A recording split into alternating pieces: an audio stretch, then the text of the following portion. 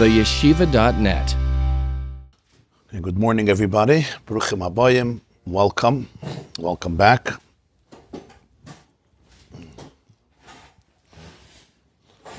Want to thank Nehemiah Kaplan for the beautiful copies, as always.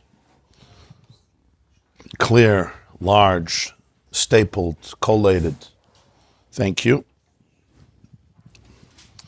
And welcome to everybody who's here. Today's class is dedicated by Dvorah Ziger. Thank you so much for your partnership. And Atzlacha Rabbi and everything. And also Le'elu Nishmas, Esther Bas, Rabbi Yaakov, Shlomo. Okay, so we'll begin a new Maamar today. Since we entered into the month of Adar, Adar Rishon, B'Shah Tova Mutzlachas. The Mishnah says in Megillah, Ein bein Adar Rishon l'Adar Sheni.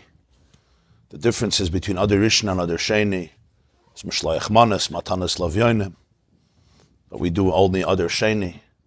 So the Mefarshim say for many other things, or most other things, Adar Rishon is similar to Adar Sheni. So Mishanichnas Adar, Marbim B'Simcha.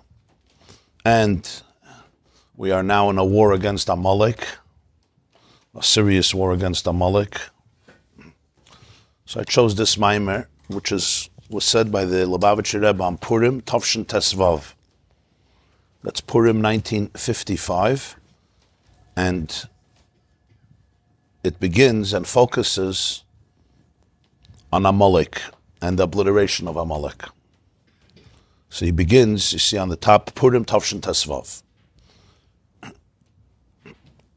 Reishis Goyim Amalek v'acharisei adei ovid. This is a pasuk in Parshas Balak. Dvarim Perek Chav Dalet, pasuk Chav. When Bilam does is sharing his prophecies about the Jewish people and their future and the world. So it says, Vayares Amalek. At some point, Bilam saw the nation of Amalek. Vayisam Eshalei Vayomer. And he shared his mashal, his metaphor, his parable. He raised his parable and he said, and this is what he said about Amalek. Reishis Goyim Amalek. Which means Amalek is the beginning of Goyim, the beginning of nations. V'acharisai, and the end of Amalek, Adei Ovid, is to perish, to be lost. What does it mean? Amalek is the beginning of all the nations. If you look in Chumash, Amalek was a son of Eliphaz. Eliphaz was a son of Esav. That's not the beginning of the nations. Esav was a grandson of Avram Avinu. So Rashi, the Rashi explains, and other Mefarshim explain, Reishis Goyim Amalek means he was the first nation to declare war on Yisrael. The first nation, once the Jewish people became a people, once they were liberated from Egypt and they left Egypt, who was the first one to come and declare war? It says in Parshas B'Shalach, even before Matan Torah, Vayavay Amalek Vayelachim Yisrael B'Refidim. And it was a unique war because Paro's war against the Jewish people was before they were a nation.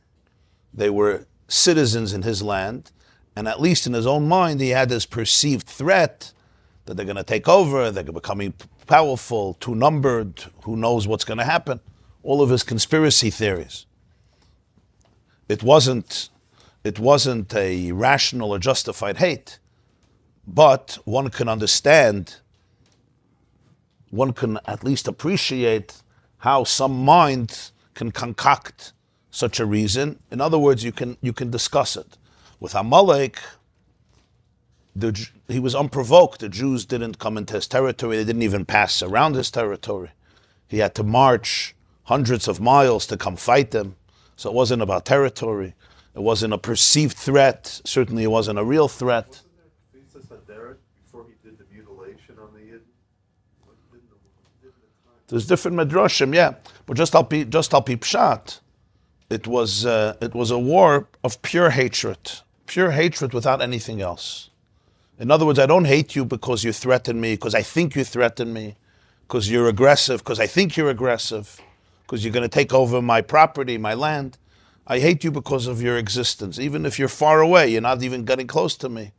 This is why I hate you. So Reishis Goyim Amalek, Rashi says the first nation, the first of the Goyim, unfortunately not the last, but the first to declare war. Vacharisei adei ovid, and his end, his destiny is to perish. Those are Bilam's words. So the Maamar says, Hine apirush haposhet b'zehu. The literal interpretation is Amalek eini kishara umas. Amalek is not like other nations. Shebehem nemar, by all the other nations it says, there's a nevuah in Tzvanya.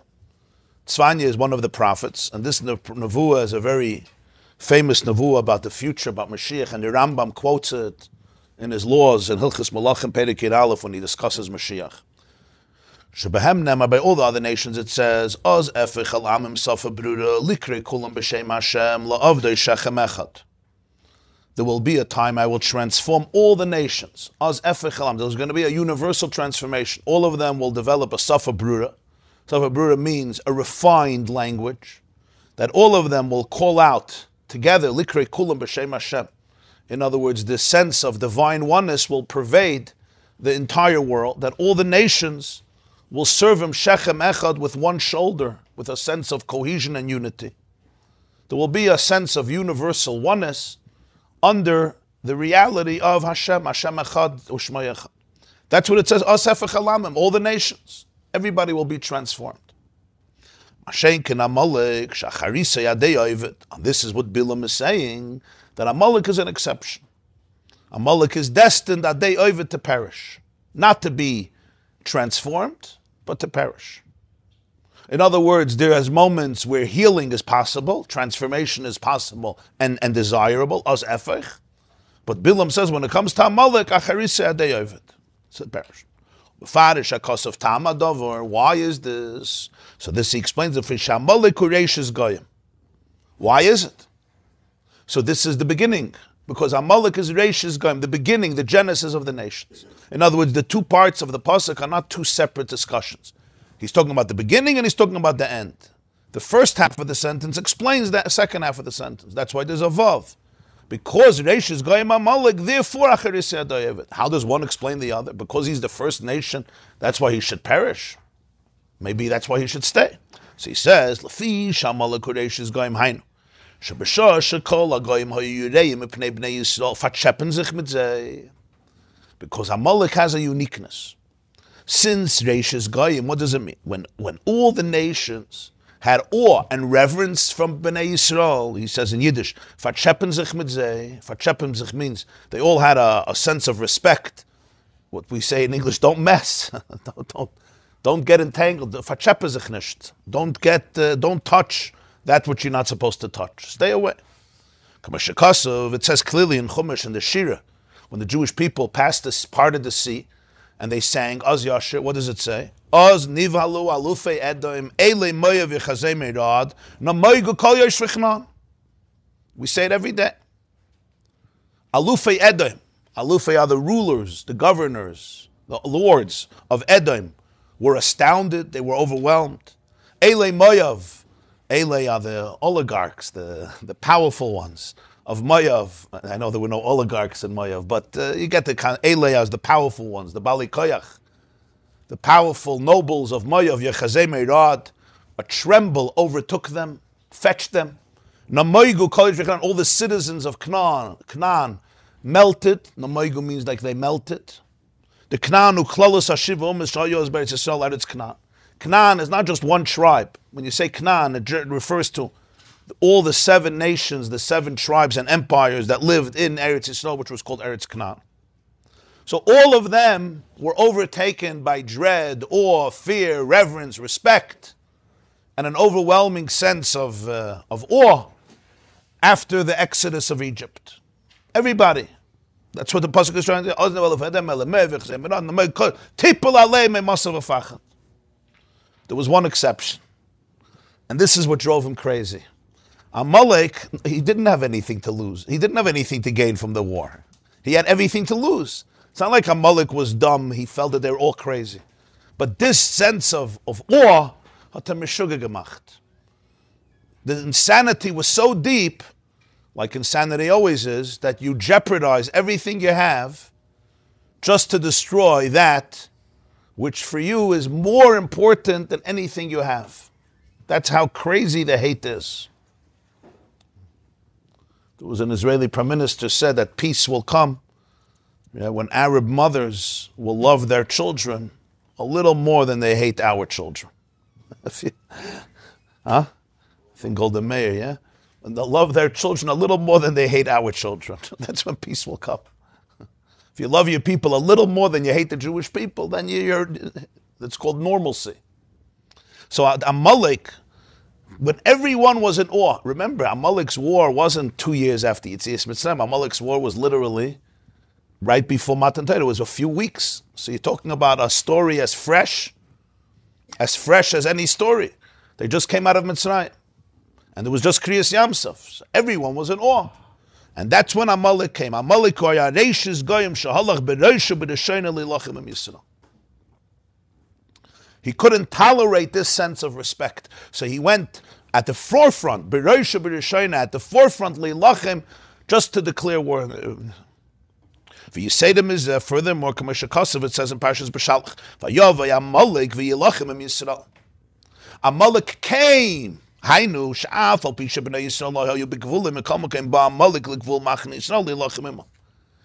at least they were in the area, no, he didn't have to expend so many resources. He sent out some troops, but they weren't there.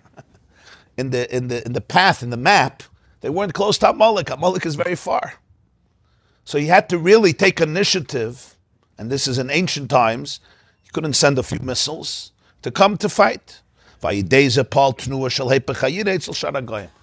want to accomplish? And he accomplished. Don't be in awe. The Medrash gives an amazing metaphor for this. A sad metaphor. This is in Tanchuma Parshas Kiseitze, the section of Zocher, and Rashi brings it. Moshel ambati reitachas. You know what an ambati reitachas? A heise mikveh, a heise schwitz. Ambati is a bath. Reitachas means it's not 90 degrees, it's not 100 degrees. It's reitachas. It's boiling hot water. When you go in, you're scorched, you're burnt. Right? So it's not the mikveh is also hot, but you can't compare it. Reitachas means it's burning hot. Nobody walks into it. She'ein kol ber yechol lered b'teich. No normal person could go into the bath. And the reason you can't go into the bath is because you're going to get burnt. You're going to get hurt. Ba ben bliyal achat. Comes one Ben Belial, one evil person. V'kafatz v'yarad l'seich. He can't walk into it because it's too scary. He jumps into it. Afal pisha nichve. He taka got burnt, but he doesn't mind. But he showed everybody else you could walk into this bath. Kirira. He cooled it off b'fnei achedim. Once he went in, he already brought in a different temperature. He changed the attitude. So the Medrash Tanchuma says when the Jewish people left Mitzrayim, there was a sense of awe, reverence on all the nations. Kivon sheba Amaleik v'nizdavig came Amaleik and nizdavig means he connected to them, he combated them. He got his punishment. He got burnt. It says that Yeshua defeated Amalek l'fi charev at the end of B'Shalach. Yeshua was successful in the war, but he kidan lifnei u'masaylam. He cooled off the Jewish people. He cooled off the connection of lifnei u'masaylam. He changed. It took that one person to cool everybody off. And this is the pshat. It says Zacharias hashasel l'chamal b'derech b'zeskim b'mitzrayim asher karcha b'derech. What does it mean asher karcha b'derech? In Kiseitze, we read it in Parshas Zachar. What's asher karcha? Some people say it every day at the davening. What's asher karcha b'derech? So it's not so clear. So many taich asher karcha, he chanced on you. He, from the word mikra, like he was suddenly there. Like this wasn't unexpected, huh? Surprised you. But the Medrash says karcha from the word krirus, kar. Asher karcha, he cooled you off. Asher karcha baderech, he cooled you off. This is not such a hot bath. Amalek created a new standard in the world. There was a certain sense of sanity that took over the nations because they saw reality, and Amalek made sure to get rid of that. It's fine, you could fight them. He created the precedent, even though he himself was burnt. Kivon Amalek Reishis Goyim, Reishis Mocker Tnuas Nagdus Bechol Shar Goyim. So here he teaches the edelkeit of the pasuk. This is what Bilam is saying. Since he's Reishis Goyim doesn't only mean he was the first one to fight. He teaches he is the beginning of the Tnuas Nagdus Bechol Shar Goyim. Amalek represents the genesis of the Tnuah. The Tnuah is the motion, the move of his Nagdus and opposition in all the nations. He is the Reishis in all the Goyim. Now, the Reishis doesn't only mean he happens to be the first one on the list. That itself is powerful. But he says what it really means is that Tnuah to oppose holiness, he is the Reishis. He's the beginning of it. He's the genesis of it. And all the nations get that from him. So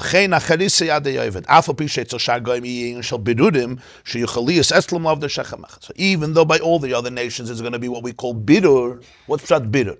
Bidur means sublimation, levarer, to clarify, to separate the good from the negative. In other words, it's going to be la'avdai shechem echad. Everybody will serve together one God. By Amaleik achirisei adayev.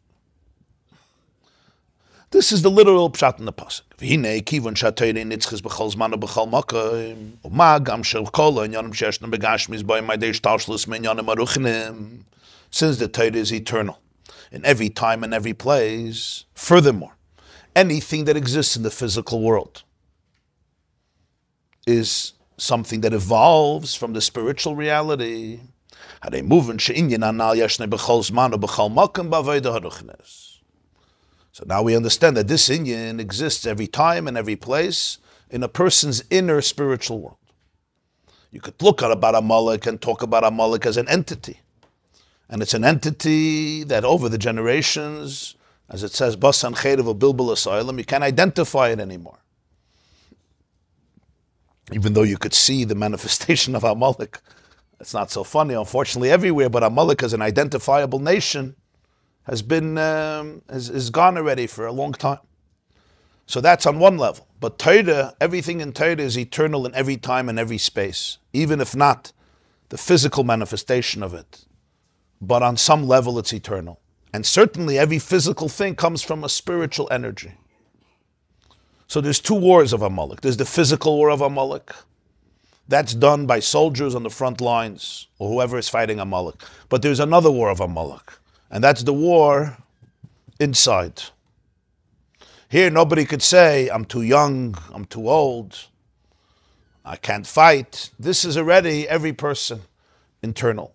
So this nekuda of Reishis Goyim Amalek is true in every time, in every era, and in every person in a person's life. Klolus inyan, who the general concept is Shamalek inyan chutzpah v'gaiva. Amalek represents a level of chutzpah and arrogance. For inyan zeu Reishis Goyim, Reishis u'moker l'chol ha'sheva midas lo'itayvus.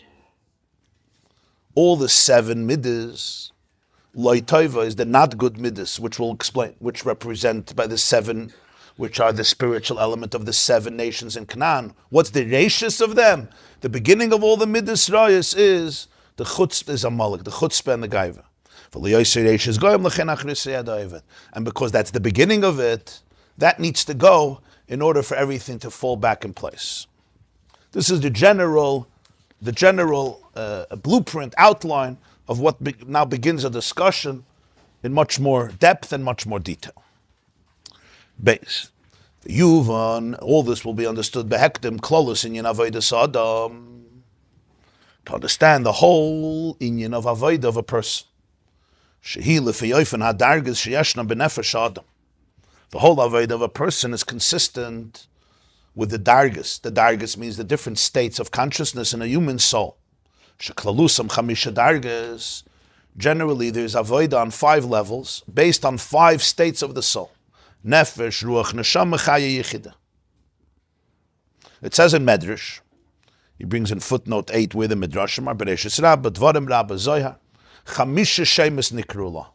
The soul has 5 names. Nefesh, ruach, neshama, chaya, and yichida. 5 names.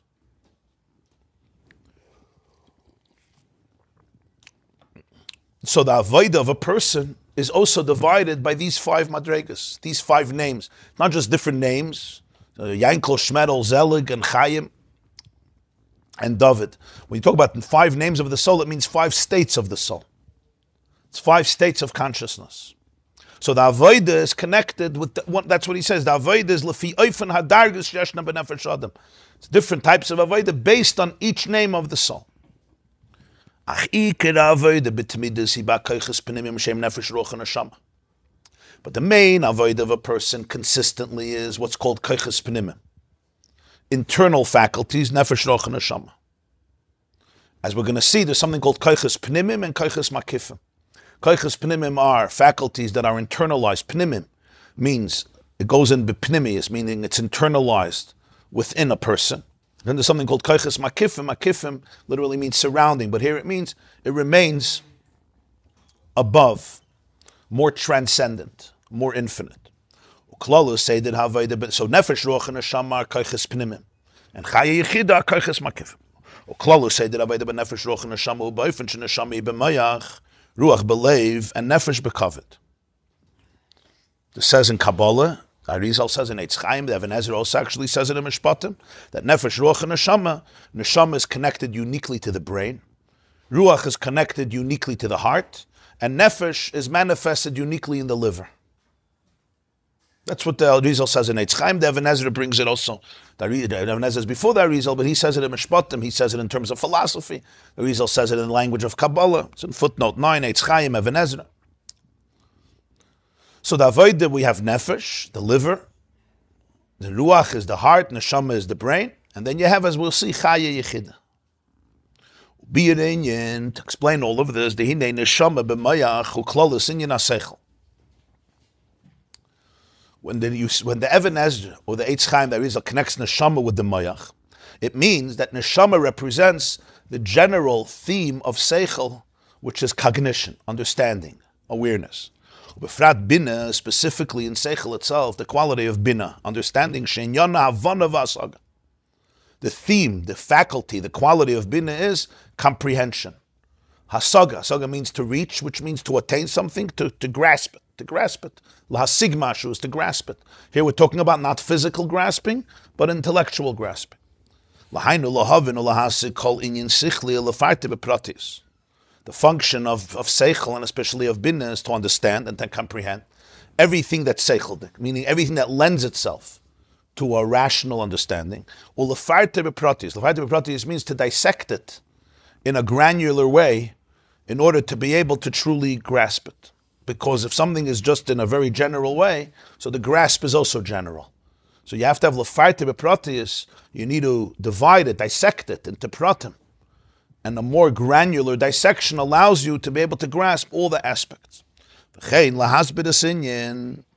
then there's explaining it. And sometimes to explain an idea, you have to borrow phrases or terminology or ideas from outside the idea. For example, would be for example, when somebody brings different comparisons or metaphors or stories or parables, it's actually not the idea itself. It actually looks like you're talking about something else. But this is a way of creating references and comparisons in people's minds to be able to bring it closer. When we said before about dissecting the idea into details, this is in the gufa seichel, this is the idea itself. And then there's explaining it by bringing in other concepts and ideas that just help you see this idea. So one way is discussing the seichel itself, and then one way is from bringing from outside of the seichel. Kivon shenefesh elokis mitzad atzma. Kol inyana b'seichel u'avana v'asaga b'elokus u'binyanim elokim ve'eino sheyeches klal asaga sachedes. Hada inyan habinne b'nefesh elokisu levayir ulahazbides inyanim elokim gam al dei inyanim shem michutz lahasaga. V'gam lefadet fanande klai b'nes haseichel v'avana v'asaga lepratav. In a person itself, when you speak about nefesh, ruach, neshama, as we're going to see, a person doesn't operate on one level of consciousness. We have a nefesh alakis, we have a nefesh abahamas. Nefesh alakis is the divine soul, nefesh abahamas is the animal consciousness. And they both make up a person. So he says, when you talk about the nefesh alakis on its own, the nefesh alakis is divine. Because the nefesh alakis is divine, its very essence And reality is dveikus, connection to the divine. That's what it is. It's a chelik, as it says in Tanya, that the nefesh elikis is a chelik elikam imal mamish. It's a derivative of the consciousness of infinity. So therefore, every quality in the nefesh elikis is always in the space of intimacy with the divine. There's no quality in the personality of the nefesh elikis is a personality, it's a soul. When you say nefesh habahamis, nefesh elikis, the divine soul, animal soul, it's not yetzer tov and yetzer hara. It's much deeper than that. Yetzer tov, yetzer hara means there's a person, and there's two forces that pull you. It's like an angel pulls you here, and another angel pulls you here. Or a voice here and a voice there. Nefesh is a mensch. Nefesh is a soul. It's a whole consciousness. It's a whole tzir adam. It's a whole person. So nefesh habahamis, nefesh elikis means the person can operate in two different states, in two states of consciousness. One is my entire state of consciousness, which means the way I see things, the way I understand things, the way I relate to things, my triggers, my instincts, my habits, my reactions, my emotions, my feelings, my passions, my ideas. It's all living in the animal space, the nefesh habahamis. And I could live that way, and then my nefesh elikis remains buried in the subconscious or in the superconscious. Sometimes it peeks out, sometimes it doesn't. Or nefesh elikis means there's a whole soul that's divine. There's a whole life. A nefesh is a full soul. It's a full persona. There's 10 koiches, there's seichel, and there's midas, there's keser, mit chachma, mit bin, das, chesed, gura, teferes. It's a koima shlema. It's a whole structure. That's the chiddush of nefesh elikis. In other words, it's a divine life. It's not just you're being pulled to do good things. It's a different, you're living in a different space. That's what nefesh elikis. Not just yetzer tov. You're like some neutral machine, and sometimes I schlep you to do a good thing, I schlep you to do a bad thing. It's a choice in which state of consciousness you're in. Nefesh elikis, nefesh habahamis. That's one of the ideas, not just a yetzer, but a soul. A nefesh is a whole persona, it's a whole personality.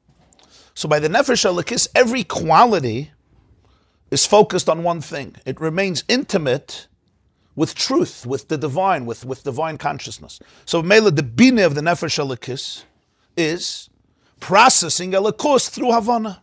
That's what it is. What's the bina of the nefesh elikis? That's what he says, to explain. The nefesh elikis, its whole inyan and seichel is to deher, to understand, to appreciate, to understand godliness and inyanim elikim. Anything that is a derivative of godliness, which means a manifestation of godliness. And it's not shaykh to other hasagas, meaning other hasagas, other comprehensions that are outside of that realm, don't talk to it. It's not what it is. So what would be bin in the nefesh elikis? To explain in Yanim Elikim, and as we said, there's explaining it through that itself, and through other themes outside of the idea itself, like metaphors, and also fanandekleiben, to dissect it in all the details.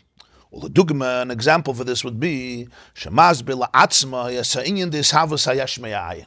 He's giving an example of the nefesh elikis's bina that explains to himself. In other words, he thinks this is something he does with himself. He's masbit himself. The inyan of his havas hayashmeyayin. The reality of the emergence of the yesh from the ayin.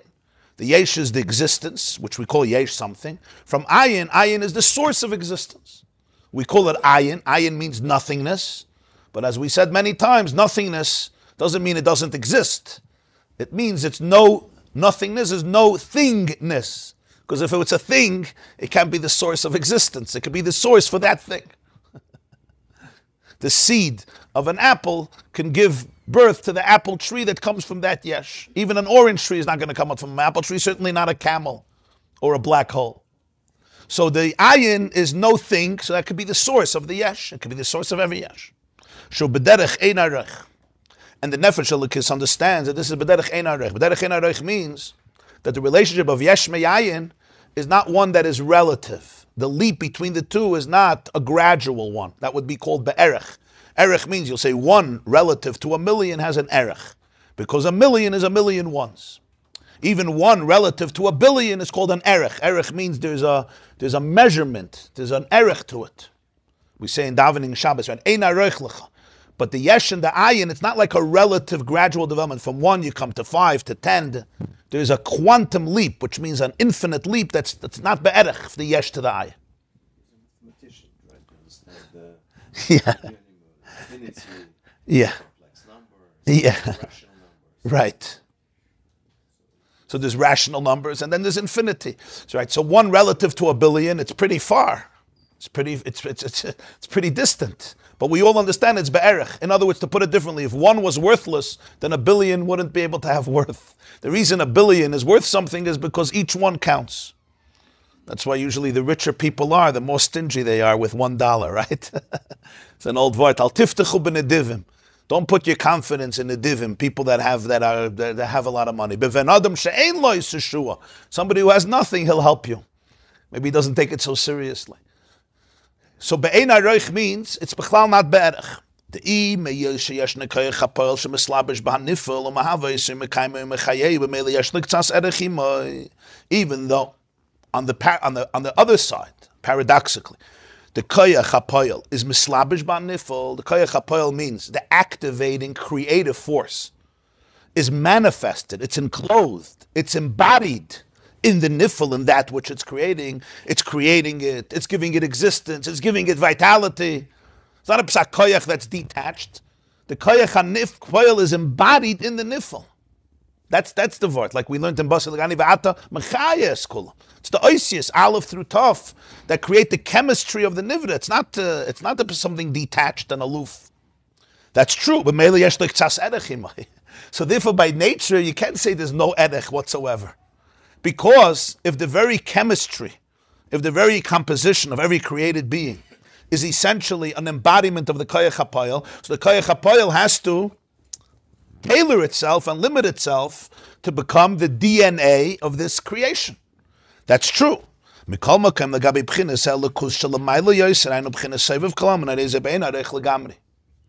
the truth is that that's not the whole story. When you understand the p'chinas helikus, that is the godliness which is transcendent of that which we call soiviv kalam, and it transcends the worlds, then it's be'ein areich legamri. Then even the koyach hapoel and the nifel is not be'erech. It's completely of a quantum leap from the koyach, from the divinity that's present.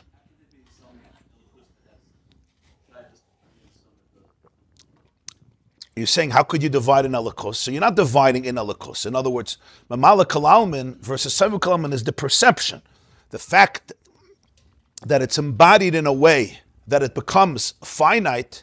It's because what we're experiencing is the way Hashem's energy is filtering itself to constitute and become the engine and the chemistry of this particular nivra. If not, there wouldn't be finiteness, right? But in that very moment, there's also Soviv Kalam, and it's not two separate things. The same is true also in the Olamas, in the worlds themselves.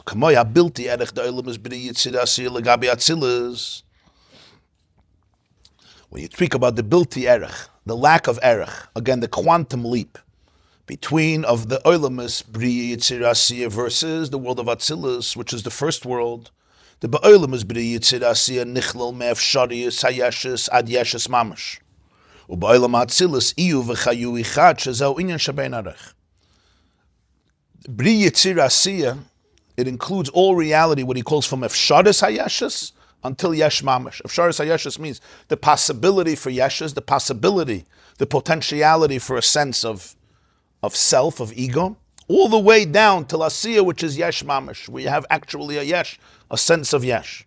And in Atzilus, it's called Iyu V'chayo Yichad. It says in Zohar, he and his Midas are one. In other words, there's complete oneness without any even possibility and potentiality for Yesh. Shezau Inyan Shabein Arayich. It's a completely different magnitude of reality. V'lachein legabi olam Atzilus adei olam is bri yitzir Asiya kolei chashivi. And that's why, Lagabi, the world of Atzilus, when you speak about Bri, Yitzir Asiya, it's Kaloi Chashivi. It's like it's naught. What does it mean? Its existence is like it's naught, because in Atzilus, it's all a chelik of Achdus. It's all a chelik of oneness. If you go further, in Atzilus, relative to higher than Atzilus, and if you go further, even the worlds that are higher than Atzilus, Lagabi, the light of Ein Sof.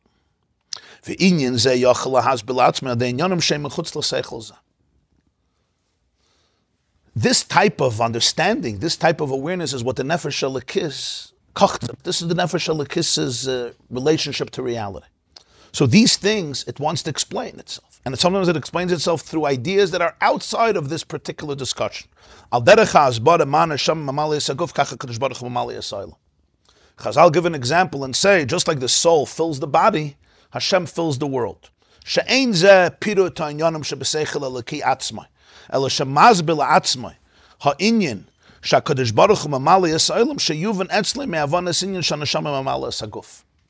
you're bringing an example that in order to appreciate the relationship of the divine reality to the world, you examine the relationship of the soul to the body. So in other words, you're borrowing from another field in order to explain the inyan in Elokus.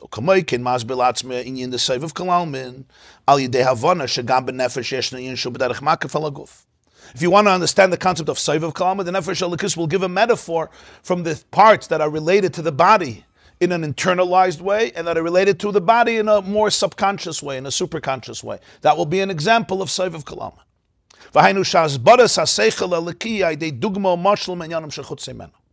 So you give explanations through metaphors outside of the discussion itself, and that's what a metaphor is. And then there's something even deeper in Bina, which is understanding the pratim, the details in the idea itself, not just using other ideas to explain it. So you bring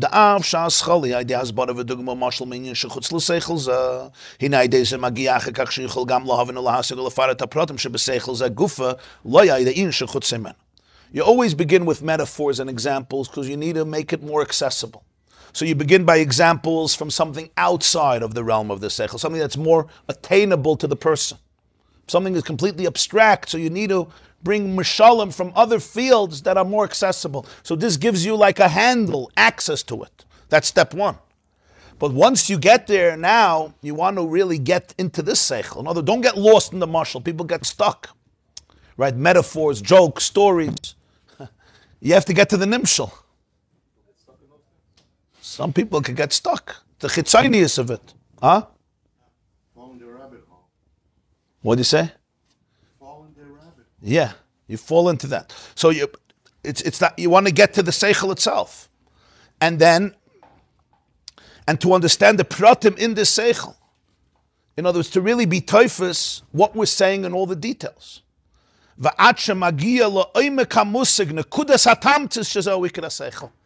then you want to get to the main thing, and that is the core of it, the nekuda hasatamtzis. You could sometimes, in other words, you have three things. You have a person, it's a nice mashal, it's a nice story. I remember I was once invited somewhere to speak in Virginia, and there was some huge snow, like 30 inches, and they had a whole day of learning, so the two other speakers canceled. I was there for Shabbos, so I had to speak for them too. So I spoke for many hours. So a guy comes over to me at the end, he says, the opening joke was very good. I said, okay, thank you. Yeah. There's a word from the Baal Shem Tov, Haflu de Kavod. The Baal Shem Tov says that whenever a person experiences love in the world, any love, any form of love, essentially it's Hashem reaching out to him. Hashem says, I would love to have a loving relationship with you. But he knows that the person doesn't understand yet the language of divinity. So Hashem uses a person or a thing as a messenger in order to be able to bring you into it. But it's only a mashal. It's a metaphor. He says the same is true with yirah, fear, awe, reverence. It's essentially, he says, but people get stuck in the mashal and they don't understand that it's just a metaphor to be able to get to the nimshal. Psychologically, it's a very, very powerful idea. It means a person says, I'm crazy about this, or I'm scared of this. Yeah, really, you're crazy about God. That's what you're crazy about. The way it's translated is through this particular issue because your system doesn't yet have the pristine vocabulary. So Mamela, you have to work through the mashal. And the truth is, in psychological terms, it's a very, very profound idea. It means what you see is not what you're getting. In other words, what you say you want is a very small part of the story. If you get to really what you want, yeah, just like what you want is a mashal, the voice inside of you that's saying you want this is also a mashal. You always have to know what is it a mashal for. My heart is also a mashal. There's something inside that it's really searching for. So the same is true, that's what he says. A person can get stuck in the mashal. A mashal is very important because without the mashal I have no access. It's the beginning of contact. But he says ultimately you want to get to the seichel itself, and the seichel itself not just in a superficial way, but really understand the pratim of it. In other words, all the details. Because then you have a tfisa. You know, if you have a big watermelon, try to grasp it, it's not going to work. You have to be able to cut it into pieces and then see every prat, because that you can hold on to. But then you can get lost there too. You have a lot of pratim. He says, then you want to get to the oimek hamusik, the nekudas hatamtzis. The nekudas hatamtzis is what's the core of it? What's the nekud of it? Sometimes there's people, right? They know the price of everything and the value of nothing. Or somebody once said, people today are reading more and more about less and less. So you know one detail and another detail and another detail. So you have 100,000 details. You know, you and Encyclopedia Britannica. But the nekuda you don't have. The nekudas hatamtzis you don't have. The oimek hamusik. It's also true in Yiddishkeit. You know, you could have this and this and this and this. The nekuda you don't have. Sometimes a person has the nekuda. It's a whole different inyan. From all the pratim, you're not getting to the oimek hamusik. It says by Matan Torah, v'chol ha'am royim es hakailos. Right, everybody saw the voices. We learn Shabbos, the Alter Rebbe says, the Chazal say, royin es hanishma. They saw what's usually heard and they heard what's usually seen. So one of the Maamarim, he explains, the Alter Rebbe explains, the difference between seeing and hearing is, it's a very interesting thing, he says, a moedidik thing. When you hear something, by definition, if I'm hearing a story, if you're reading a story to your child, a bedtime story, how do you hear a story? It's detail after detail. Yeah. 300 years ago, there was a Yid, his name was Reb Chaim, and he had a sheep, and they went with the sheep on a journey. It's detail after detail, and after 20 minutes or 30 minutes or an hour, the story comes together. Detail after detail after detail. If I start telling the story, you say, so what's the punchline? It doesn't work that way. I don't have a punchline yet. After all the details, from the details, you're going to get a picture. You finished the story, now you get a picture. That's in hearing. In seeing, you see the whole picture first, and then you have to analyze the details, right? If I want to describe to you a certain house, or I want to describe to you a certain scene, I want to describe to you a certain landscape, I want to describe to you a certain reality, say, come see it. What's the first thing you see? The roof, the handle, the floor. No, you see everything. Wow. You see the cloud. And now you say, okay, now let me analyze. So in hearing, you go from the prat to the cloud. In seeing, you go from the cloud to the prat. So when somebody sees something, you see everything. You see the whole picture. Now you see, this is part of the picture, this is part of the picture, this is part of the picture. In godliness and Yiddishkeit, it also works that way. So by Matan Torah v'chol ha'am royim, what's usually heard, they saw the whole thing, they saw the whole nekuda. And then you could see how every detail is a manifestation of the whole thing. By us, it's usually the opposite. You learn one detail, one prat, and hopefully you get to the klal.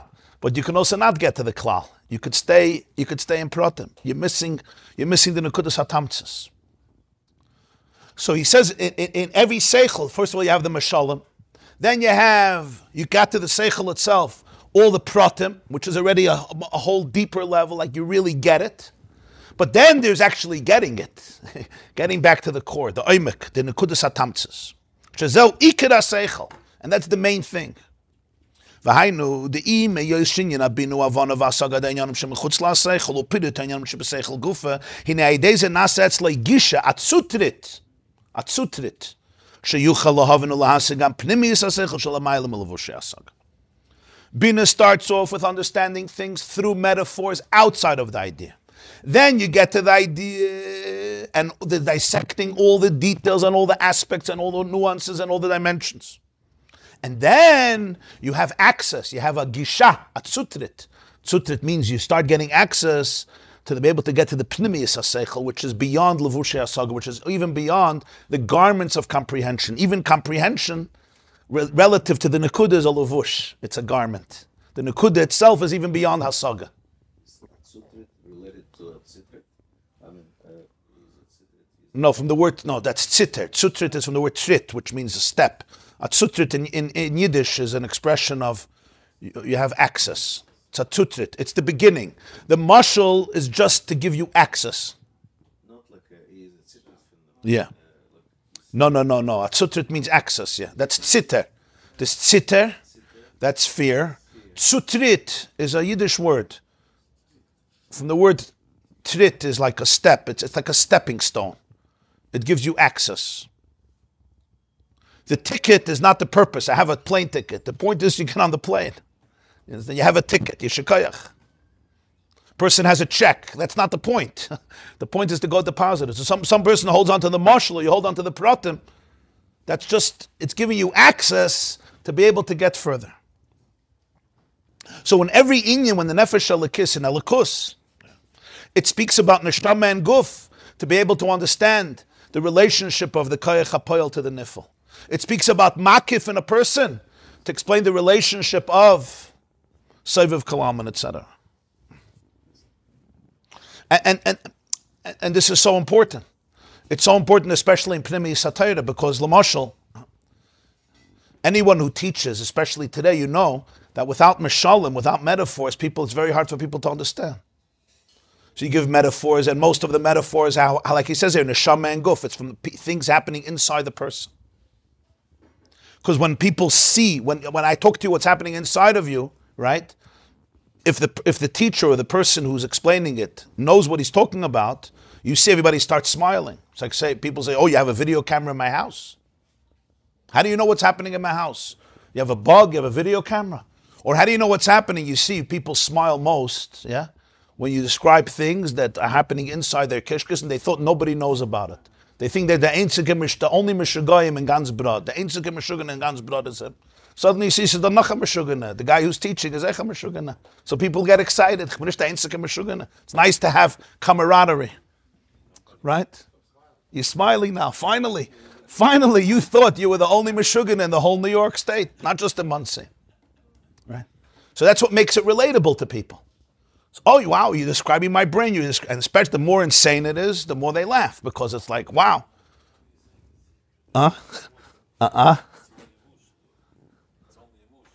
Yeah, but I'm saying, this is a sensitive thing. But as interesting as it is and as powerful as it is, that's only the mashal.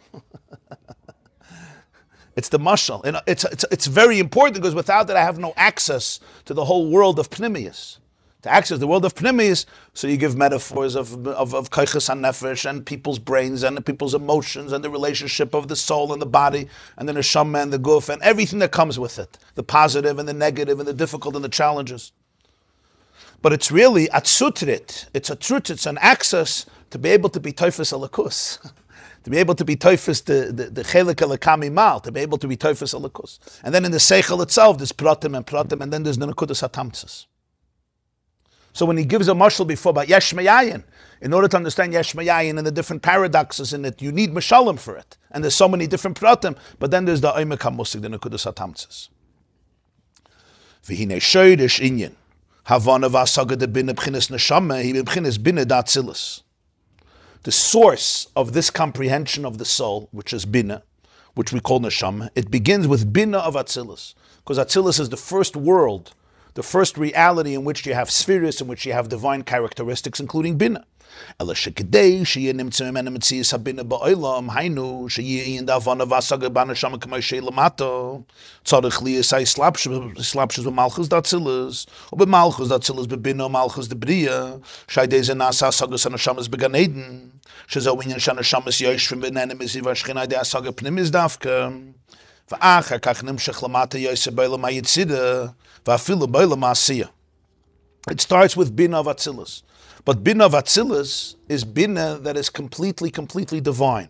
In order for bina of atzilus to be able to be understanding in our world, in other words, the way the neshama is embodied in a body, to be able to understand, So Bina needs to be manifested in what's called Malchus of Atzilus. Malchus of Atzilus and Bina of Bria, and then Malchus of Bria. And that's where the Neshamas and Gan Eden comprehend things. Gan Eden Elyon is called Olam HaBria. And that's why it says the Neshamas sit and bask in the radiance of the Shechina. Because it's Hasaga Pnimis, it's a way that they could comprehend it. And then the Bina comes down, and Bina of Yitzira, and then Malchus of Yitzira. And then from there, Bina and Malchus of Asiyah. He's explaining here what Seder Ishtalshlus is. When we speak about the evolution of the worlds, if there was only Olam HaAtzilus, if Hashem would stop the evolution by Olam HaAtzilus, so then everything would be experienced as pure infinite consciousness, pure divinity. That's how it would be experienced in our Kalim, because in Atzilus there's nothing outside of it. But because the energy descends, and in each descent it goes through filters and concealments and layers, so therefore it can create new perceptions of reality and ways to relating to the universe, all the way till this world, the way we comprehend. And even in this world itself, you can't compare the brain of an ant to the brain of a tiger, to the brain of a fox, to the brain of a human being. And even in every human being, right, there's so much growth and development and evolution and progress, one direction or another direction. And in each one there's more comprehension, and sometimes, right, compare the cognition or the awareness of one type of brain to another type of brain. Even in this world it's Bein Arach. But even the highest level of Bina in this world is Bina, the way it's relatable to Olam Asiyah, which has to go through so many transformations all the way from Bina of Atzilus. Even the Neshamas in Gan Eden, it's not Bina of Atzilus, it's Bina of Bria. Because that's why they could comprehend it.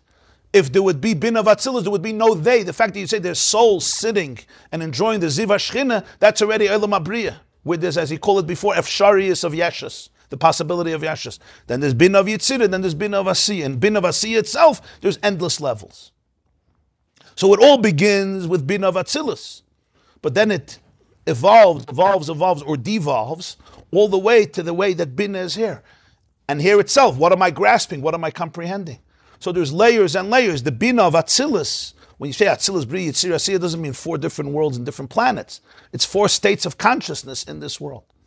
In Bina of Atzilus, it's the understanding of complete Achdus, and therefore the experience of complete Achdus. When Bina devolves, it gets more and more filtered and concealed, to the point that in our world, the whole Bina could just be, you latch onto one detail and you divorce it from the whole picture.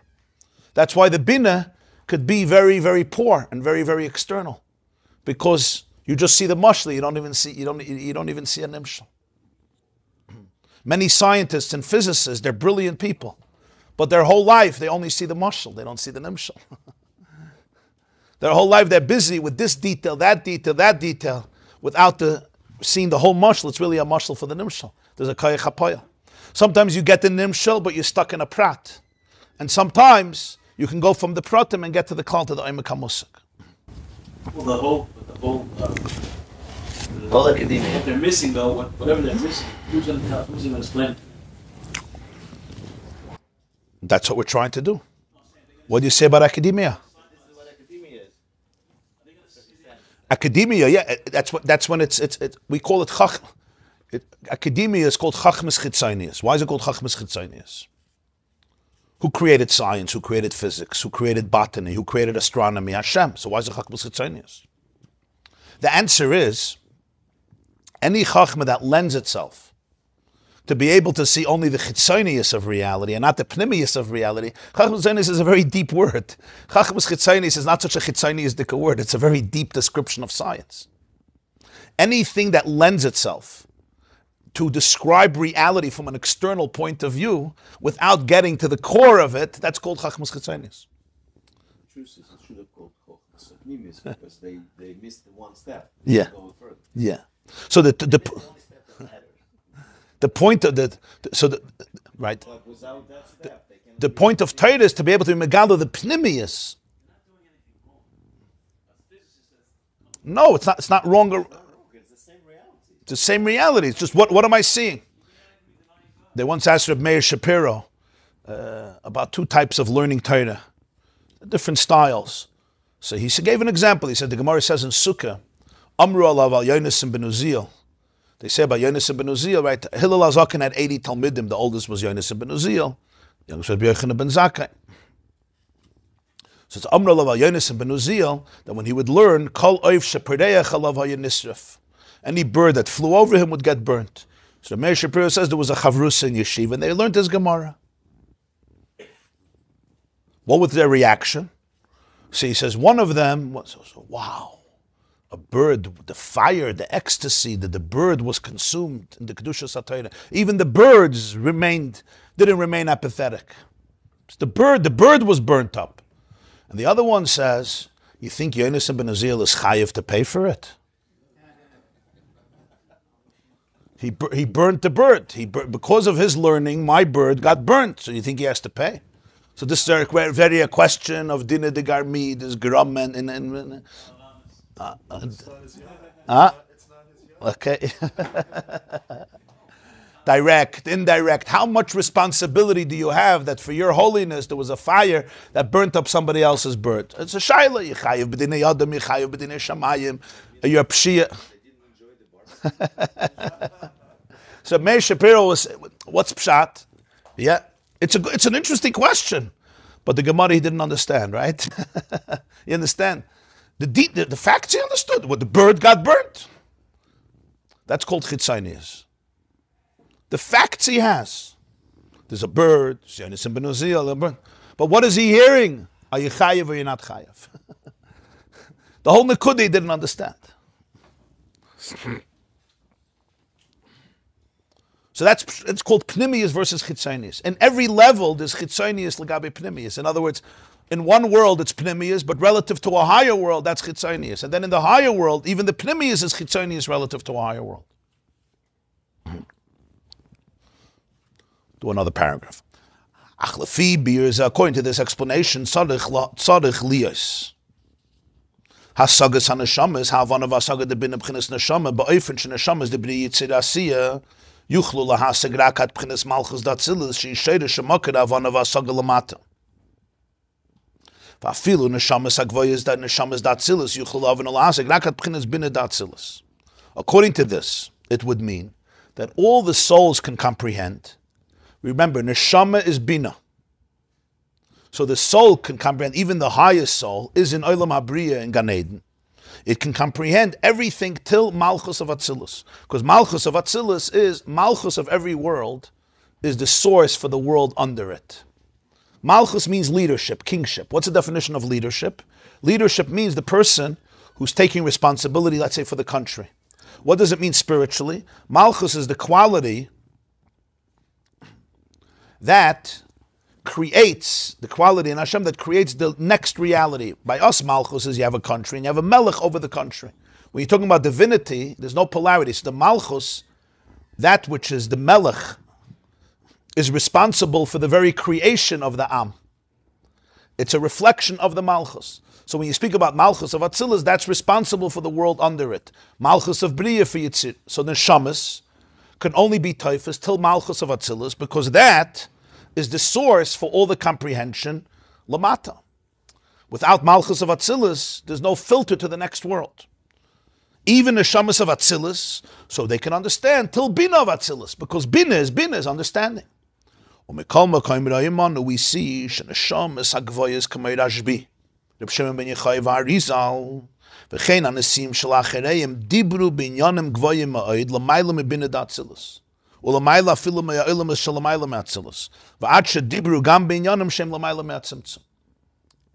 But here you see that souls, Rashbi, the Arizal, and he says Nesiim after them, leaders after them, spoke about very, very lofty things, higher than Bin of Atzilus, even higher than the world beyond Atzilus, even about things that are beyond the Tzimtzum. How are they talking about it?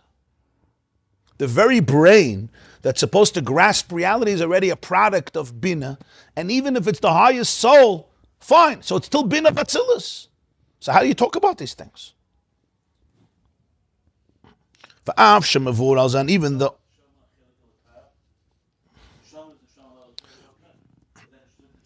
but we're talking about hasaga. If the whole concept of comprehension only comes through bina, the very idea of talking about something is the way reality is filtered through bina. So l'chayda, that's where it stops.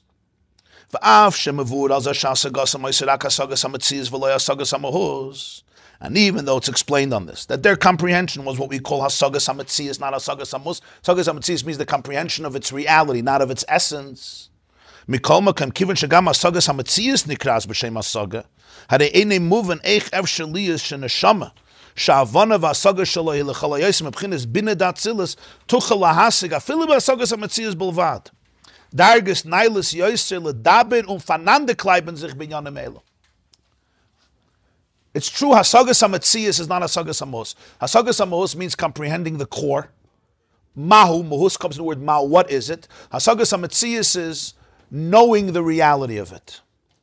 An example would be, if you're looking at a map, you see what Italy looks like. It's a boot. It looks like a boot. But you're not touching the country, you're not touching it. You see the shape, you know what it looks like. And then there's actually, going into the country and touching the rocks and the earth and the water and the soil. So hasagas hamahus means you're masig the mahus of something. You comprehend, you could see it, you got it. Hasagas hamatziyas means you understand the reality of it, even though you can't touch it or define it in its core. Like we said Shabbos, a person knows that they have a self. But there's no hasagas hamahus. What exactly, can you make a picture of yourself, of your core, of your consciousness? I know I have a consciousness, and I know that it's complicated. That's what I know. That's what you know. You know it's complicated. You know that it drives you crazy. You know that you have anxiety or bliss, hopefully the latter. But you know the mahus of who you are. There's a humility. You have to, but hasagas hamatziyas there is. To say, prove to me that there's a self. Okay, I can't prove it to you. How am I supposed to prove it to you? You want to say that I'm a machine and it's just delusions? Fine. Gesundheit. It's easy to prove. Huh? It's easy to prove. That, to ask your therapist, what's the proof? Ask your wife. You have a banking account. You have a banking account. So he says, even if it's only hasagas hamatziyas, it's not hasagas hamahus. But still, how can a neshama, that the very understanding, at best, at the highest level, is bina vatzilas? It's the way godliness comes into bina. How can even hasagas hamatziyas, how can they talk about higher states? Talk about it. Fanande kleibenzich means dissect it, get into it. Where do you come to talk about it? It's a big question. Ubeyosi is asking here on all the Rabbeim, the Arizal, the Rashbi, the Baal Shem Tov, all these Nesiyah. Ubeyosi yipale, even stranger, shana inyan avodav asagat tzadich lahavi l'dekach shiyeh beyichelis lechaven beyichudim el yoinem. V'loidak yichudet hata, ela afilu yichudei elah. V'inyan zeh toivim etzel kol echad v'echad.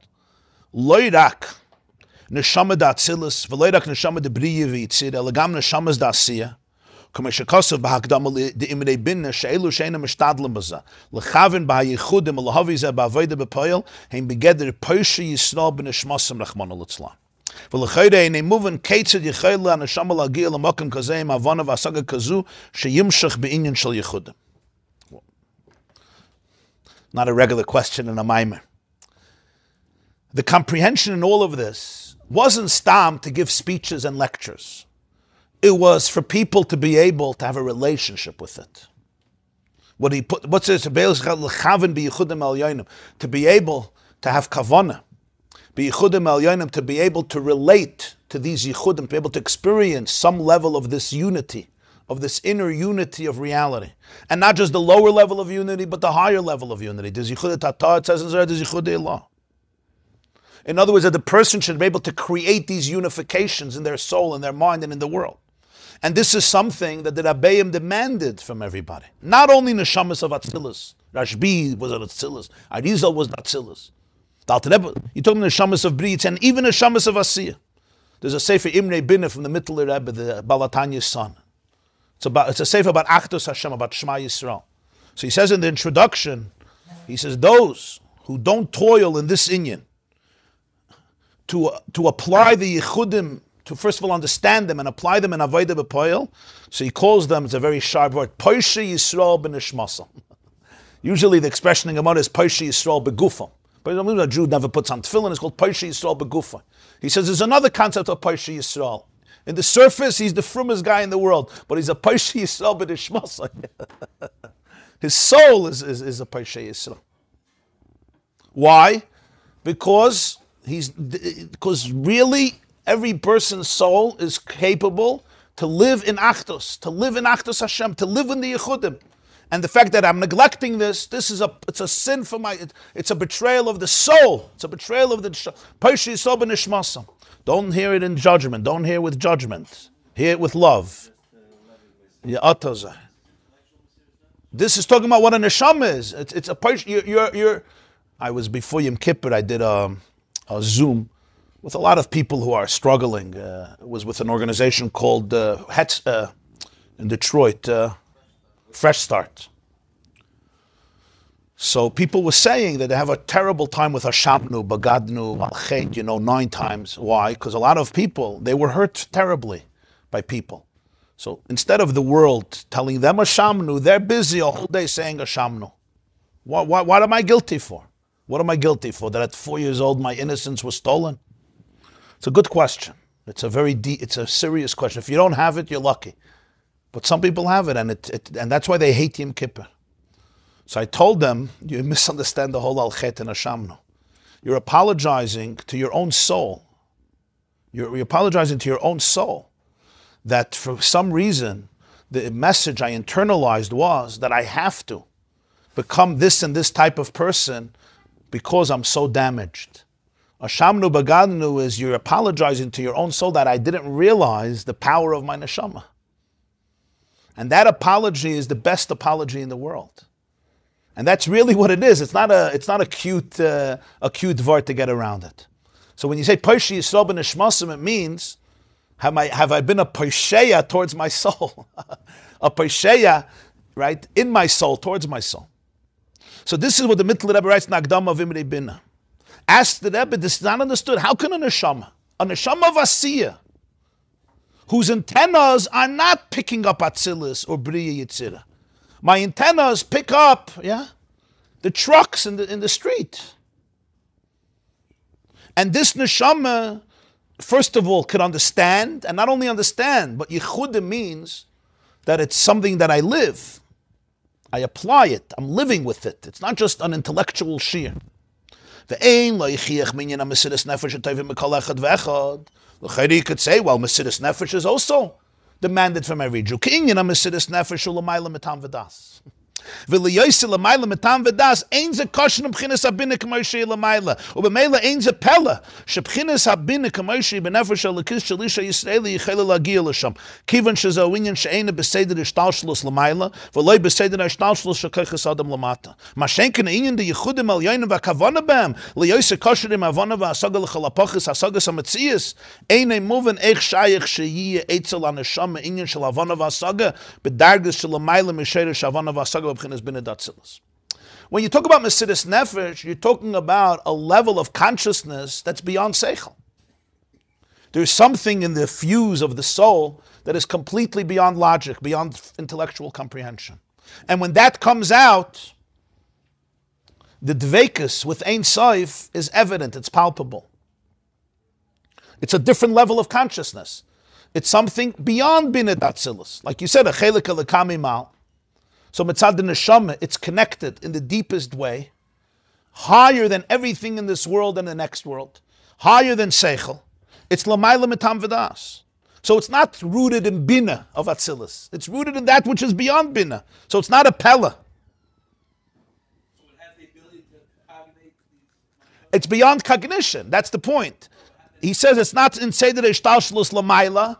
So it's not in seder ishtalshlus lamat. It's not part of the regular structure of personality. When that comes out, all structure is dissolved and beyond structure. You're not thinking. It's you're in a different state. You see even today, right?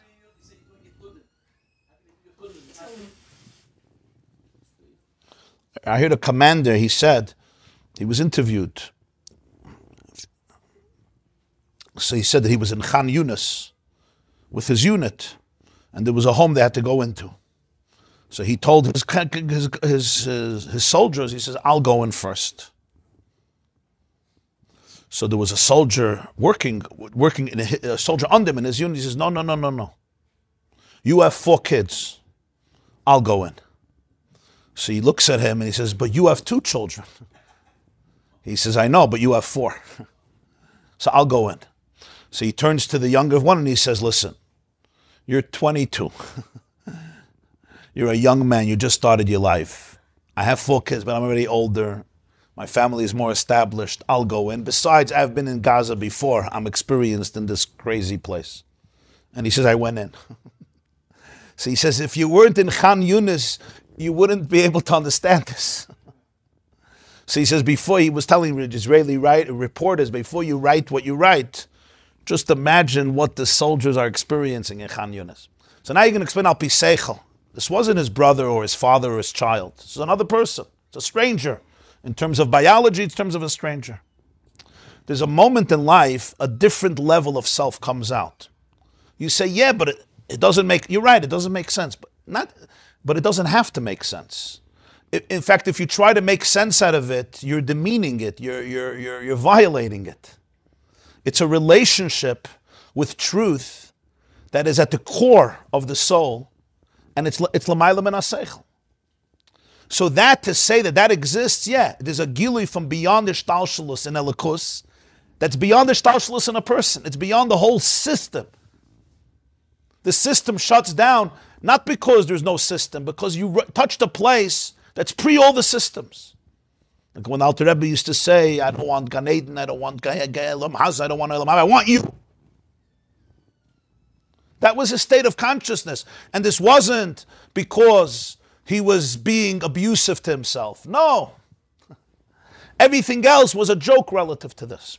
So he says that I understand as an akud of Mesiras Nefesh. But that's not what we're saying here. The inyan of Yichudim El Yoinim and the Kavanah in Yichudim is connected to the self. It's connected to comprehension. It's a lifestyle. That's the Pella.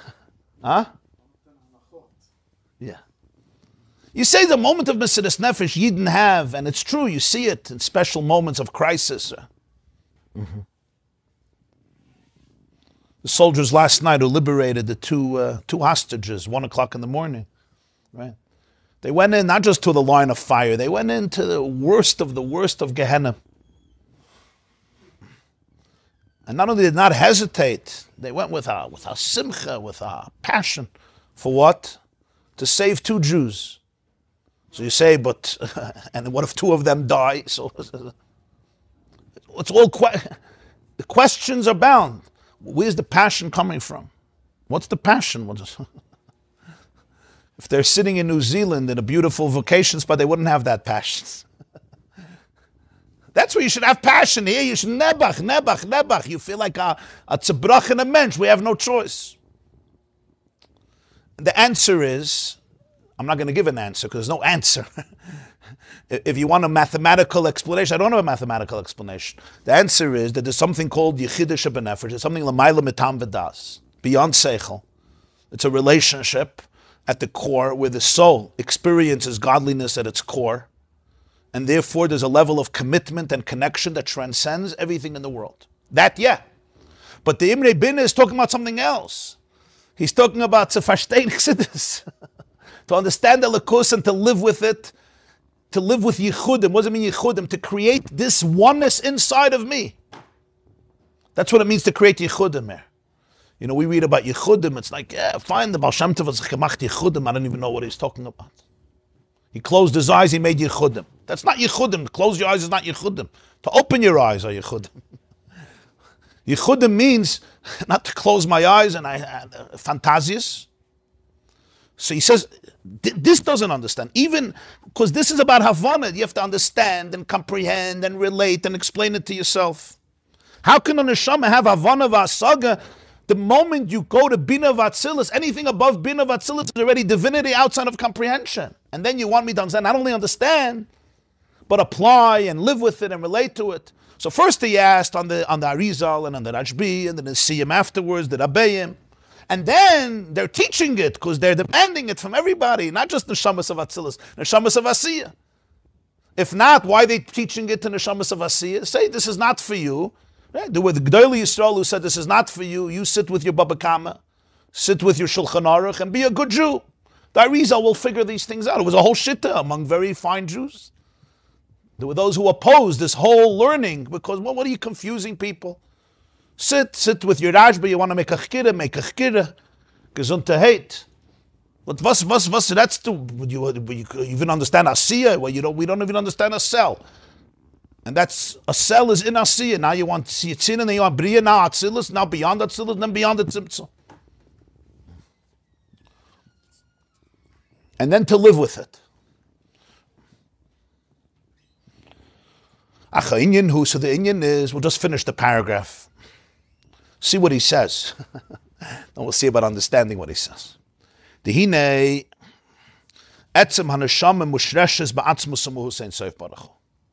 The core of the soul is rooted in the core of Ein Sof. It's a hafladik vart. The whole chisaron is because we don't understand who we are. We come from the bottom up. You have to see things not from the bottom up, but from the top. You have to see things from inside, not from outside. How do we understand it? How does a psychologist understand a person? How does he know anything? The answer is we study behavior, we talk to people, we see what they're going through, we see what we're going through, and we make a map of the brain. You have today x-rays and MRIs, so you can also see physical things, and then you talk and you see symptoms. In other words, we're studying everything from symptoms. What about if we can get a map from the one who designed the brain? That would be a different type of map. Our maps come from outside. Now, they talk to me. Oh, you're dealing with this, you're dealing with that, you're dealing with that. So this is what people must be dealing with. So this is, and we create patterns based on that, and then you have research and hopefully experience to authenticate it. But because of that, our information is always limited to that which is expressed. What if you go back to the beginning?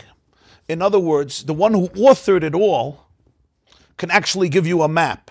So then you see all the dysfunction in the context of functionality, not the other way around. You understand what I'm saying? You see illness in the context of health, not health in the context of illness. It's a very big difference. Health in the context of illness means you're sick, I'm sick, we're sick. Now let's figure out how it happened, what had happened, and what we can hope for. What if you can get back to the core of it all, pre any dysfunction, and then map it out? And then see everything in that context. So here you have the ultimate manifestation of this. He says the soul is rooted in Atzmus Ein Sof Baruch. So now here's the question. When Hashem has Bina of Atzilus, how is it by Hashem? How is Hashem's Bina of Atzilus? Is Hashem's Bina of Atzilus an intellectual trap that just makes everything mathematical and comprehensible? Just like in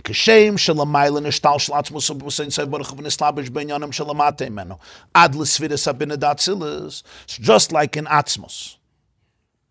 Atzmos, so to speak, is nishtalshel. What does it mean nishtalshel? So to speak, gets embodied in things that are lower. And then through bin lower and lower all the way to Asi, but it's all Atzmos. The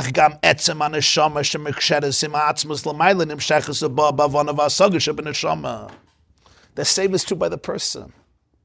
We're looking at Bina, it's your brain. What can your brain understand? What can your Bina understand? It's the other way around.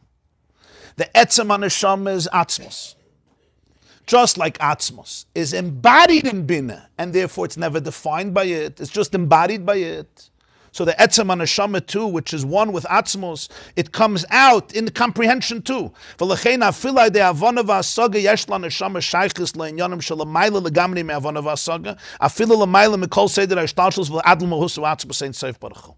And therefore, even in the world of understanding, the soul is connected to that which is beyond understanding, even beyond the shtalshlus, and even a tfisa in Atzmos. In other words, the layer of Bina is not a cover.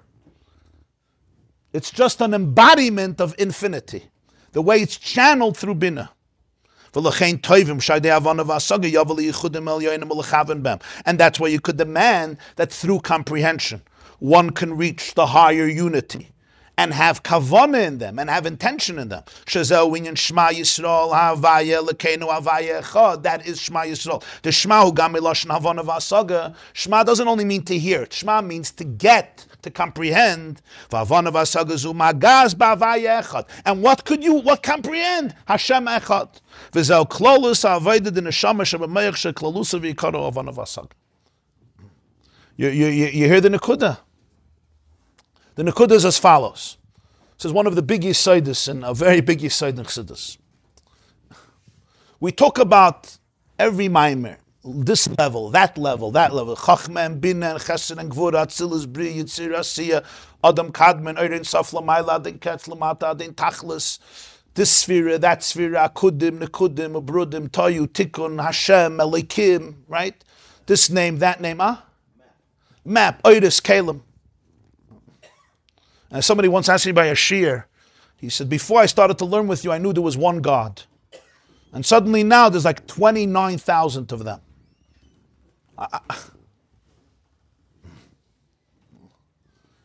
This is what we learned before. You hear Mashalim, you hear details, and you don't get the whole Nekuda. The whole Chassidus was trying to explain Achdus Hashem. It says, suddenly I'm hearing 20. I knew there's one, but God created the world. No, it's Malchus, and the Tzimtzum, and the this, and the that. So this is where the ultimate truth becomes the ultimate trap. Huh? What do you say? The rabbit hole. Yeah, it becomes a rabbit hole. Reishis Goyim means Hashem created the heaven and earth. It doesn't mean name of a Lakim and not Shem Havaya. But if Shem Havaya would have been there, then there would be no world. Everything would be Ein Sof because it's Shem Lakim. So Lakim created the world, not Havaya. Havaya is somewhere in Hawaii. Where's Havaya? He stayed in Atzilus. He sent down Lakim. And then now there's another billion levels in Lakim itself. And then there's the way it's in Atzilus. And Bri, Yitzir, Asiya.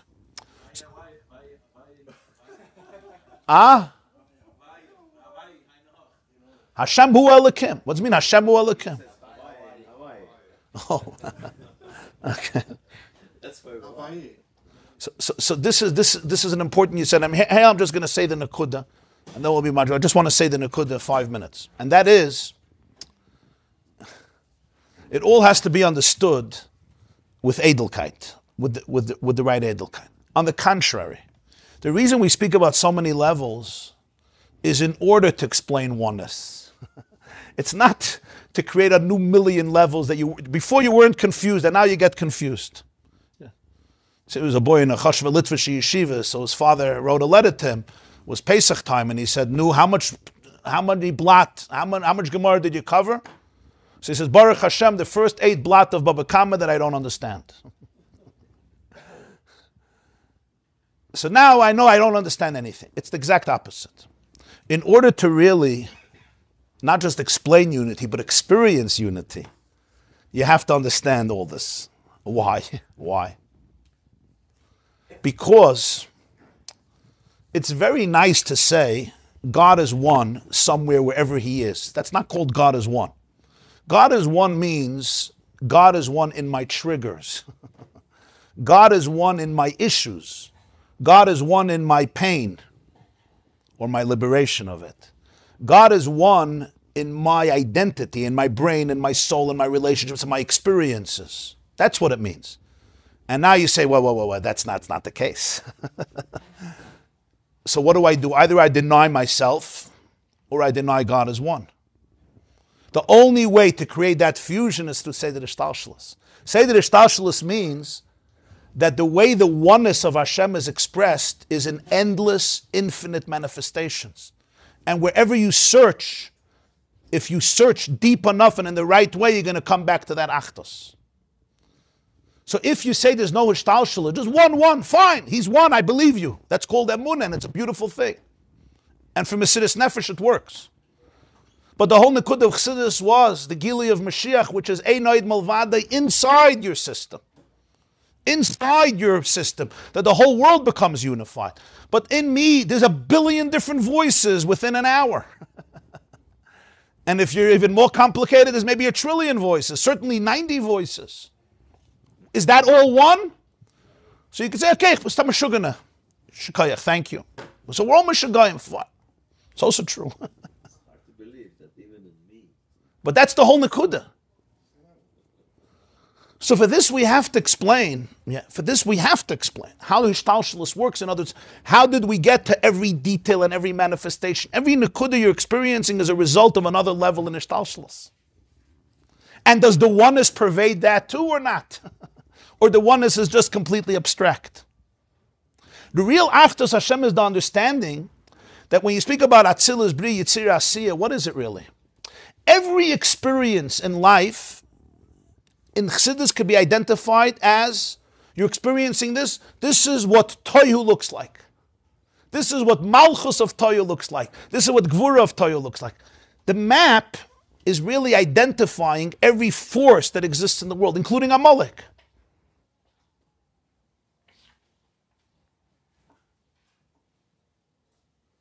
If there was no Bina of Atzilus, the whole experience of understanding something wouldn't exist. Why? Because Ein Sof is not about understanding. But Hashem wanted that the Achdus should be able to permeate understanding also. So therefore, Atzmus goes into Bina.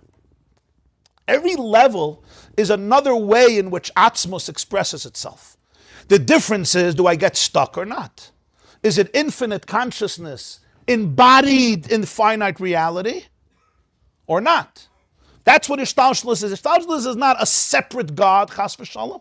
It's all Atzmus. But don't get stuck in the shell of it. Realize that the shell is just an embodiment of Atzmus. So maybe you don't say if Atzmus is in Bina, so suddenly God became a mathematical reality. No. It's just the way it's channeled through Bina. But what is it? It's Atzmus. Since the Neshama is really Atzmus, so maybe it's also true about the Neshama.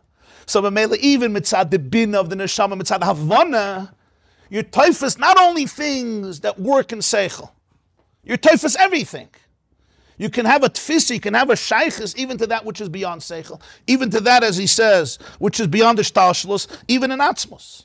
Shema Yisrael Hashem Elokeinu Hashem Echad. Because all of our faculties are essentially manifestations and embodiments of the ultimate unity. It's just the way the oneness is being manifested through this feature, through that feature, through this quality, through that quality. And that's the Nekuda of Neshama. Okay, this is the main point. I know it needs a little more explanation. Be'ezer Hashem next time. Tomorrow morning we have a women's class at 9:30 and we'll resume this Be'ezer Hashem Thursday morning at 7:45. Have a beautiful day. If you didn't say Kriya Shema yet, you should say. Ignorance is not a bliss. Ignorance is not bliss, no. Ignorance likes to say that ignorance is bliss in order to justify it. Ignorance loves saying, ignorance is bliss. It's not. It's stupidity. Understanding, it looks like it's a Bina is a way to bliss. So if Bina becomes a trap, then it's taka trap. Real Bina can never, in other words, no Nekuda that's disconnected from anything else. In a way, bliss, the real bliss requires the Bina. Yeah. Without Bina, it's a stupidity. Right. Right. So that's the same Nekuda. Yeah. In other words, Atzmus chose to go through Hishtalshelus. Shem says, now I want to be expressed through Seichel, through Midas, through feelings. So every Nekuda is another element of Hishtalshelus being manifested. And that's why you don't have to be scared of yourself. You don't have to be scared of any part. Don't be afraid. It's just another opportunity to express the Achdus Hashem. Why are you afraid? We're so afraid of our triggers. We're so afraid of what's going to... Don't be afraid. God, the whole idea of Hishtalshelus is God wasn't afraid to be manifested in all forms of reality. Don't be afraid. Every part is going to express the truth in another way. You have to have the courage to see it through.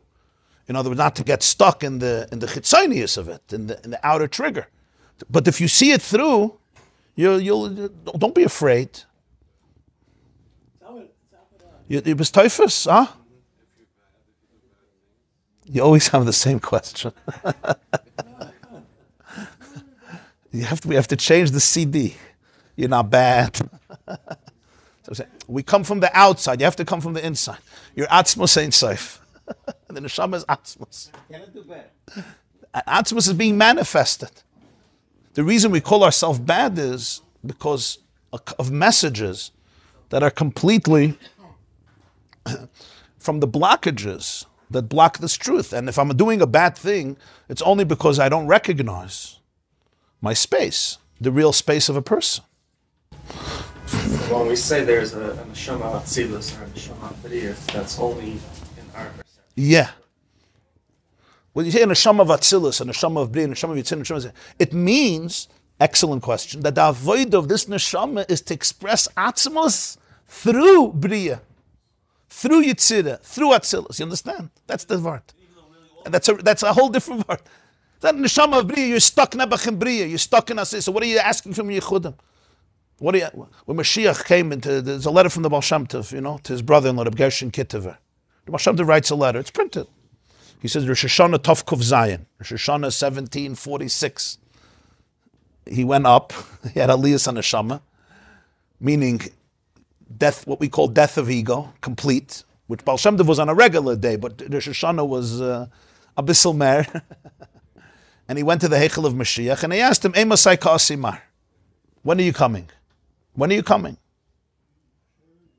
So Mashiach told him, that everybody knows from the Niggin. When your well springs will be disseminated everywhere, chutza. And then he says, and when everyone will do yichudim like you. That's the continuation. Everybody will do yichudim like you. So this Maamar, the Rebbe is addressing this. It's a chiddush gadol. He's addressing this nekuda. Stellt sich der Shaila yichudim like you. What is this, a joke? Was a mockery?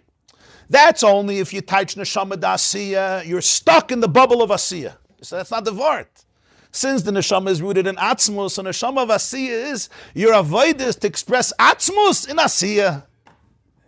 You said even beyond that. You said we can even get. Yeah, because it's We can go beyond. since it's atzmus in asiyah, so therefore asiyah is just the outer layer, not shell, but the outer layer through which I'm working. Shell, not in the sense of shell clippage, just the structure that which I have to work through with. And it's true with every person. Everything you're dealing with is just the opportunity to be able to shine the infinite light in that space. You say, no, I'm messed up. Those words, I'm messed up, have to be deleted. There's no such thing, I'm messed up. As much as you're messed up, you're as messed up as God is messed up. Sorry. So some say God is also. Okay. So then. At least you have a good company. At least, yeah. No, that's the one. This is what God needs you to work through for him.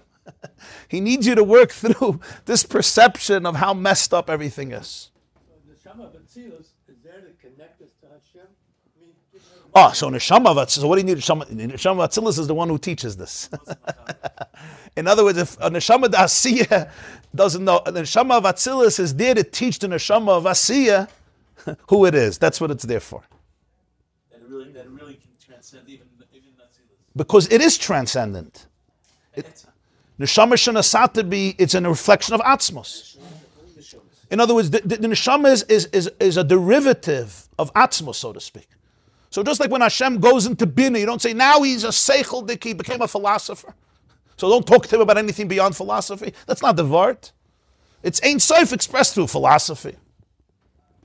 It's a whole different inyan. A person has to learn. There's no going around it. Is there anything lacking in your ability? Every person has their avodah. If a person who could know it needs to know it. A person who could know it needs to know it. Pnimis HaTorah without nigla is it's cheap. It's there's something off. You could see right away. It's not. It's not on both tracks, you're saying. First has to be in the kitchen. Alter Rebbe says in the Likkutei Torah, it's like eating salt without. You need the salt, you need the pepper, you need the spice, but you need the meat and potato. If not, it's. We have to be moist and on both tracks. Yeah. Gemara and Halacha keep the Jewish people sane. If they would have only had Pnimis HaTorah, they would have lost their sanity. You need the sanity. Not just the sanity, it's the real world, it's the concrete world, it's Elokus in this world. It's Chachmasish LaKadosh Baruch Hu and an ox and a bull. And That's why he started the Maamar. It was covered, the liver. Yeah. And then Yeah. Yeah. Yeah. Like exactly what problem Chagas have with Chabad, and you just said whatever. The people, great people who said. Excellent question. So that's what this Maamar is trying to explain. In other words, if Chachma Bina Das becomes about intellectual comprehension, you miss the whole point. You miss the whole boat. You're right. If a Chabad Chassid is not typhus this, he could miss the whole idea. The point of Chachma Bina Das is that the atzmus, the truth which is beyond seichel, should be internalized viscerally in a way that it's so relatable so that it also permeates my understanding. The moment it becomes about understanding as the ultimate experience, understanding is not the ultimate experience. It's a gewaldige inyan. It's not das alekei avicha, but vavdeyu b'leiv of shalom. You're right.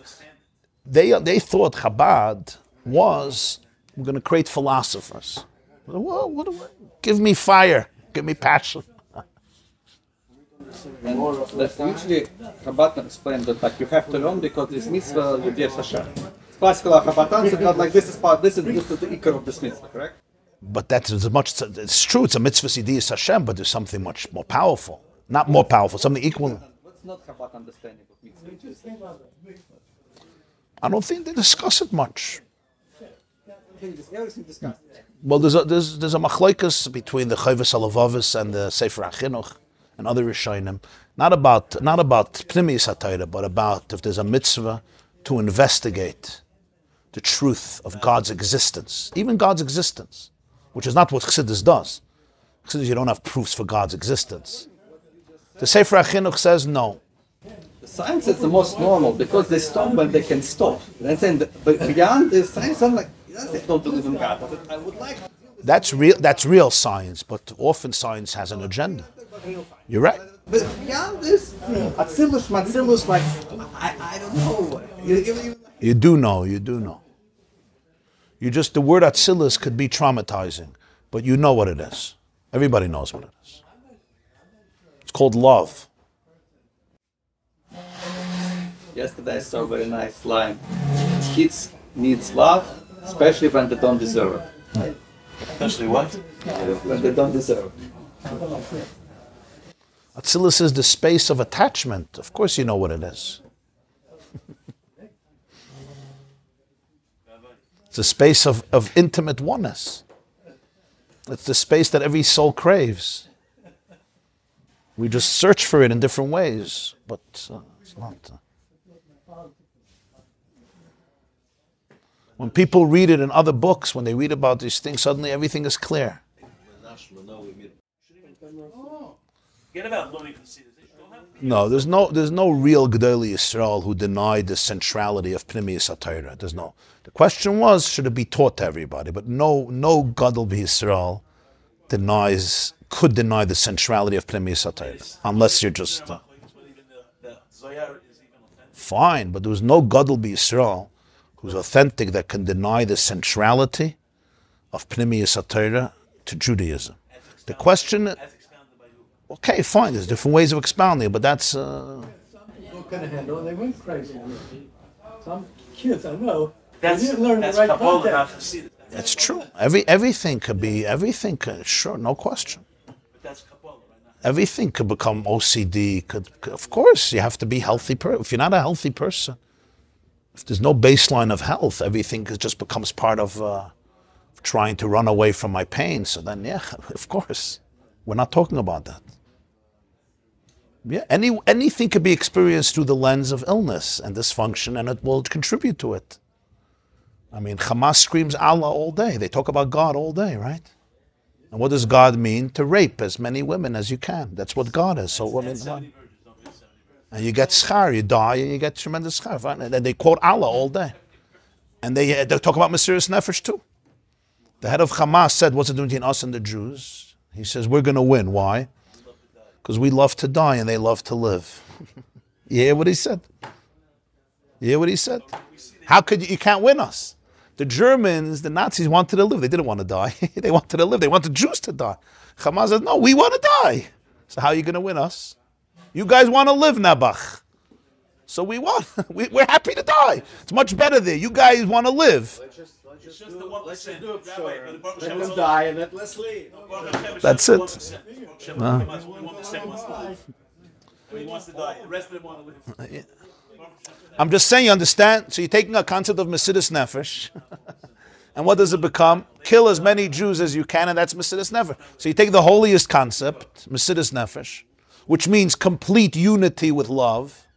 And what does it become? It becomes kill as many as you can, including your own kids. My point is that anything, if there's no baseline of sanity and morality, the way Torah describes it, it can be devastating. There's no question about that. This class is brought to you by the yeshiva.net. Please help us continue the classes. Make even a small contribution at www.theyeshiva.net/donate.